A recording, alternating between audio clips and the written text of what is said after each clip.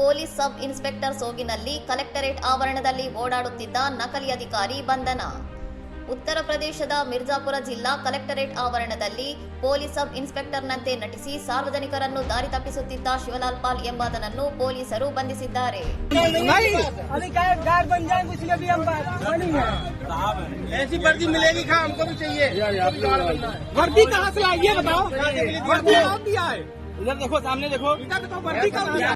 ಒಂದೇ ನಕ್ಷತ್ರ ಚಿಹ್ನೆ ಇರುವ ಸಮವಸ್ತ್ರ ಧರಿಸಿ ಅಧಿಕಾರಿಯಂತೆ ವರ್ತಿಸುತ್ತಿದ್ದ ಈತನ ನಡವಳಿಕೆ ಕಂಡು ಸಂಶಯಗೊಂಡ ಸ್ಥಳೀಯರು ತಕ್ಷಣವೇ ಪೊಲೀಸರಿಗೆ ಮಾಹಿತಿ ನೀಡಿದ್ದಾರೆ.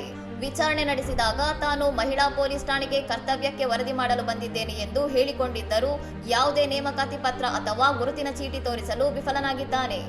ಪ್ರಯಾಗ್ರಾಜ್ ನಿವಾಸಿಯಾಗಿರುವ ಆರೋಪಿಯು ಕಲೆಕ್ಟರೇಟ್ನಂತಹ ಭದ್ರತಾ ವಲಯದಲ್ಲಿ ಏಕೆ ನುಸುಳಿದ್ದನು ಮತ್ತು ಈ ಸಮವಸ್ತ್ರವನ್ನು ಬಳಸಿಕೊಂಡು ಯಾವುದೇ ವಂಚನೆ ಅಥವಾ ಕಾನೂನುಬಾಹಿರ ಕೃತ್ಯ ಎಸಗಿದ್ದಾನೆ ಎಂಬ ಬಗ್ಗೆ ತನಿಖೆ ನಡೆಯುತ್ತಿದೆ. ನಗರ ಕೊತ್ವಾಲಿ ಪೊಲೀಸರು ಆರೋಪಿಯನ್ನು ವಶಕ್ಕೆ ಪಡೆದಿದ್ದು ಪೊಲೀಸ್ ಇಲಾಖೆಯ ಹೆಸರನ್ನು ದುರುಪಯೋಗಪಡಿಸಿಕೊಂಡಿದ್ದಕ್ಕಾಗಿ ಕಠಿಣ ಕಾನೂನು ಕ್ರಮಕ್ಕೆ ಮುಂದಾಗಿದ್ದಾರೆ.